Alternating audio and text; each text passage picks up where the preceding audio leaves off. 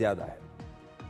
लेकिन सबसे पहले हम आपको ऑपरेशन सिंदूर के 6 असाधारण वीर सैनिकों की कहानी दिखाना चाहते हैं।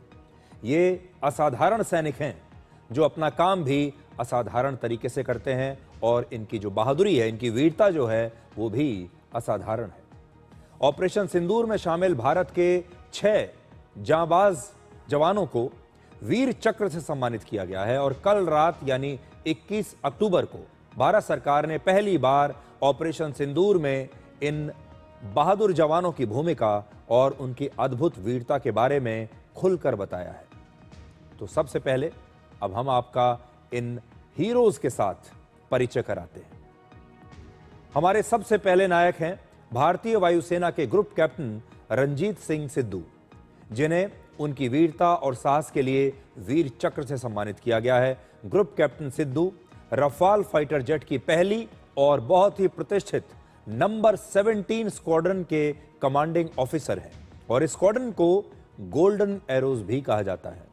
ऑपरेशन सिंदूर के दौरान ग्रुप कैप्टन सिद्धू ने अपनी टीम के साथ 3 अलग अलग सैन्य ठिकानों से पाकिस्तान के खिलाफ अभियान चलाया, जिसमें वो खुद भी शामिल हुए, जिसमें रफाल फाइटर जेट से पाकिस्तान पर हमला किया गया और पाकिस्तान के एयर बेसिस पर ब्रह्मोस मिसाइल से हमला करने वाले सुखोई 30 MKI को भी इन्होंने सुरक्षा दी।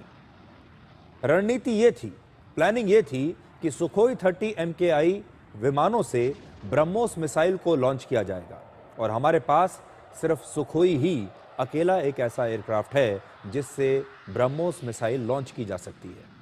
लेकिन जब कोई विमान दुश्मन पर हमला करने के लिए जाता है तो विमान को कवर फायर की आवश्यकता होती है, यानी उसे हवाई सुरक्षा की भी जरूरत होती है और इस मिशन में रफाल फाइटर जेट ने इन विमानों को सुरक्षा देने की जिम्मेदारी निभाई।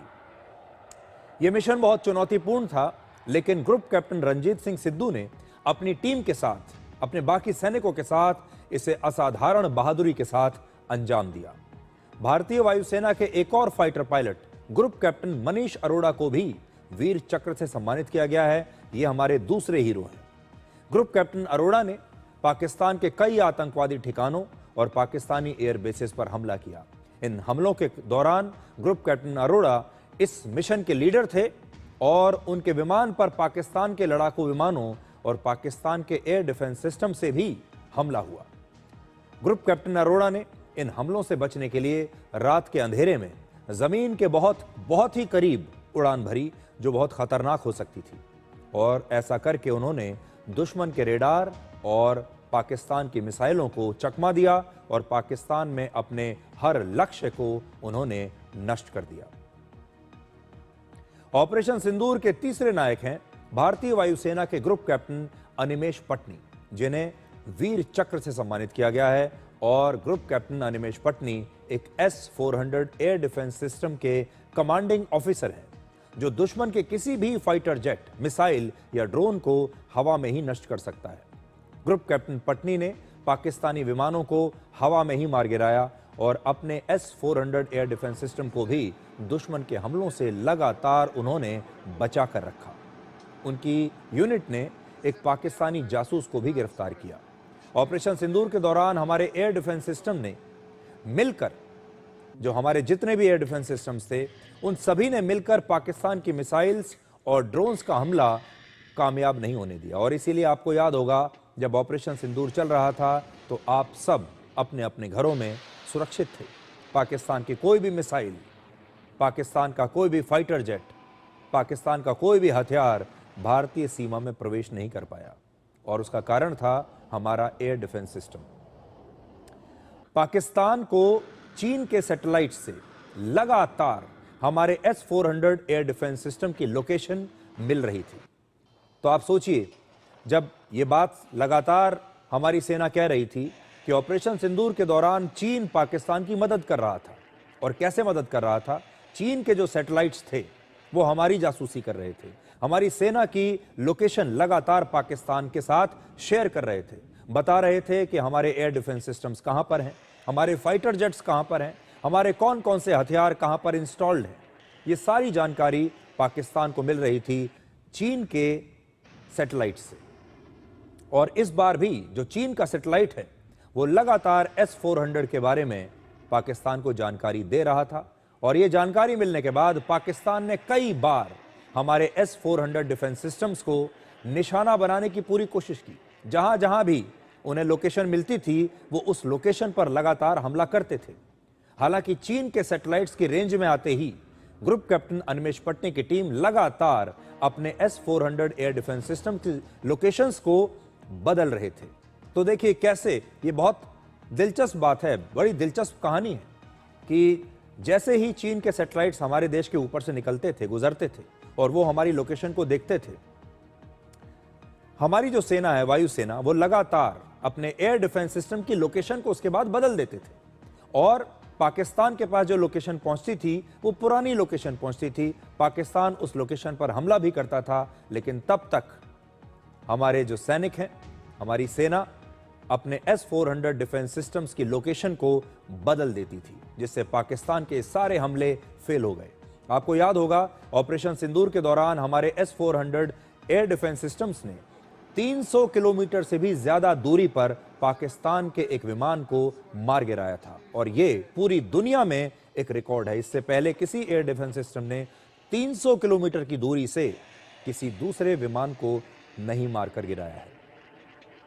तो ये हमारे सारे वीर सैनिक अभी तक जो थे ये वायुसेना के थे, जिन्हें वीर चक्र से सम्मानित किया गया है, जिनकी कहानी हमने अभी आपको बताई। लेकिन भारतीय सेना में भी हमारे हीरोज हैं जिन्हें वीर चक्र से सम्मानित किया गया है और भारतीय सेना के कर्नल कौशांक लांबा को उनकी असाधारण वीरता के लिए इस बार वीर चक्र से सम्मानित किया गया है। ऑपरेशन सिंदूर के दौरान कर्नल लांबा ने बहुत ही कम समय में अपनी M777 अल्ट्रा लाइट होवित्जर तोपों को हवाई रास्ते से सीमा पर तैनात किया, यानी इन्हें किसी हेलीकॉप्टर में रखकर ले जाया गया।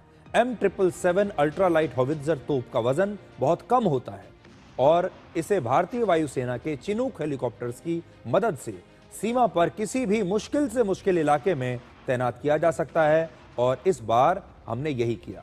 हेलीकॉप्टर्स में पहले इन्हें रखा और फिर सही जगह पर जाकर तैनात कर दिया, वो भी बहुत ही कम समय में। और ये जो तोप है ये करीब 40 किलोमीटर की दूरी तक बिल्कुल सटीक हमला करती है। दुश्मन की भारी गोलाबारी के बावजूद कर्नल लांबा की यूनिट ने अपनी तोपों से लगातार हमला करके पाकिस्तान के कई ठिकानों को नष्ट किया और बड़ी संख्या में आतंकवादियों को भी मार गिराया।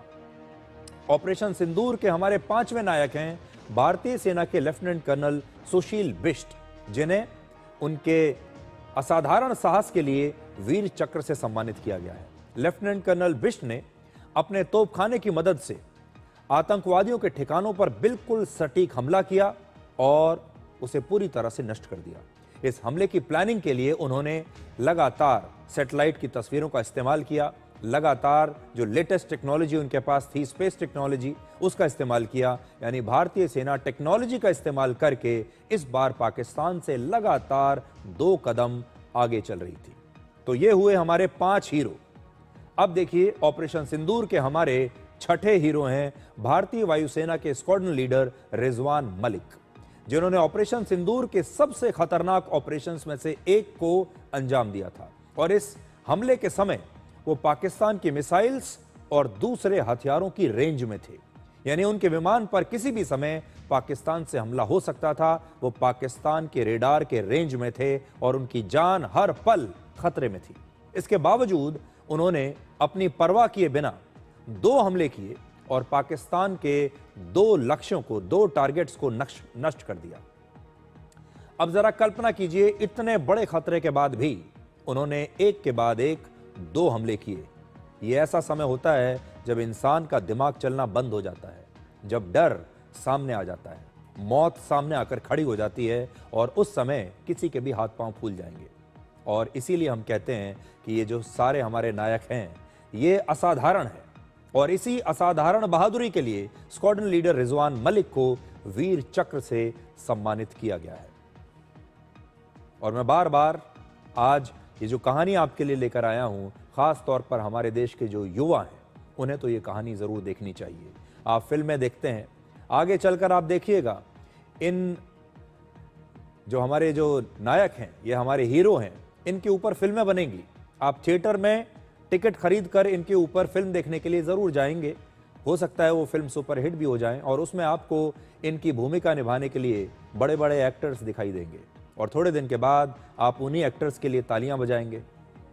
आप उन्हीं एक्टर्स को अपना असली हीरो भी मान बैठेंगे। लेकिन फिर आपसे मैं ये कहता हूं कि हमारे असली हीरो एक्टर्स नहीं हैं, हमारे असली हीरो ये वीर जवान हैं, ये असाधारण लोग हैं, ये असाधारण स्थितियों में असाधारण बहादुरी के साथ काम करते हैं और ये असाधारण रूप से निडर हैं। इन्हें मौत से डर नहीं लगता। सामने मौत खड़ी होती है तब भी इनके हाथ कांपते नहीं हैं और इनके निशाने तब भी चूकते नहीं हैं। इसलिए इनसे सीखने वाली बात है। सीखना तो आपको चाहिए ही, आज इनका शुक्रिया भी कहना चाहिए, इन्हें सलाम करना चाहिए, क्योंकि इन्हीं की वजह से पाकिस्तान का कोई भी निशाना आपके घर तक नहीं लगा। पाकिस्तान की एक मिसाइल, एक ड्रोन भारत की सीमा के अंदर आपके घर तक नहीं आ पाई। इसलिए आप सब की तरफ से आज मैं इन वीर सैनिकों को सलाम करता हूं, सल्यूट करता हूं। ऑपरेशन सिंदूर के दौरान हमारी तीनों सेनाओं ने मिलकर यह युद्ध लड़ा था और सिर्फ 4 दिनों में पाकिस्तान को सरेंडर करने के लिए मजबूर कर दिया था। और आज दिल्ली में रक्षा मंत्री राजनाथ सिंह ने बताया कि ऑपरेशन सिंदूर के दौरान भारतीय सेना ने जो दर्द पाकिस्तान को दिया है उसे वो कभी भूल नहीं पाएगा। आज दुनिया एक गहरे परिवर्तन के दौर से गुजर रही है और जिस गति से ग्लोबल ऑर्डर बदल रहा है उसी तरीके से, उसी तेजी से वारफेयर के तरीके भी बदल रहे हैं। अब युद्ध सिर्फ सीमाओं पर नहीं लड़े जाते, वे हाइब्रिड और असिमेट्रिकल स्वरूप ले चुके हैं और इनके थिएटर्स ऑफ कॉन्फ्लिक्ट जमीन से लेकर आउटर स्पेस तक फैले हुए हैं। अभी रिसेंट उदाहरण के रूप में आप ऑपरेशन सिंदूर को देख सकते हैं। ऑपरेशन सिंदूर के दौरान तीनों सेनाओं के बीच असाधारण ज्वाइंटनेस और इंटीग्रेशन को देखने को हम सबको मिला है। उस ज्वाइंटनेस और इंटीग्रेशन का परिणाम क्या हुआ, यह तो पूरी दुनिया ने देखा है। ऑपरेशन सिंदूर ने पाकिस्तान को चारों खाने चित्त करने का काम किया है और वह आज भी उस दर्द से वो भूल नहीं पाया है। तो आज आपने अपने वीर सैनिकों की ये कहानी सुनी और साथ ही हमने आपको ये भी बताया है कि ये जो वीर सैनिक हैं, इनके जो सच्चे दोस्त होते हैं वो होते हैं इनके हथियार। और उनकी तस्वीरें मैं एक एक करके वापस आपको एक बार अगर दिखाऊंगा तो आप देखिए, आपको उनके हथियार भी नजर आएंगे। किसी का हथियार है सुखोई विमान, किसी का हथियार है रफाल फाइटर जेट, किसी का हथियार है S-400 एयर डिफेंस सिस्टम, किसी का हथियार है उसकी होविट्जर तोप, किसी का हथियार है उसकी हाई टेक्नोलॉजी। तो आज आप इन्हें सलाम कीजिए और साथ ही इनके जो सबसे सच्चे पार्टनर हैं, यानी इनके हथियार, इनकी मशीन, और इसीलिए हम अंग्रेजी में जो कहते हैं मैन एंड मशीन्स। तो ये जो लोग हैं ये इंसान हैं, लेकिन इनके साथ उनकी मशीनें हैं जो पूरी वफादारी के साथ इनका साथ निभा रही थी। और इन मशीनों के बल पर, इन हथियारों के बल पर, तो इंसान और हथियार जब मिलते हैं, इंसान और मशीन का जब ये मेल होता है, इंसान का दिमाग चलता है और मशीन की टेक्नोलॉजी चलती है। इंसान की उंगली बटन दबाती है और मशीन फायर करती है। ये जो कॉम्बिनेशन जब बिल्कुल सही सटीक निशाने पर जाता है, तब ऑपरेशन सिंदूर में जो कुछ हुआ वो आपको देखने को मिलता है। इस बीच पाकिस्तानी सेना में दूसरे सबसे शक्तिशाली जनरल का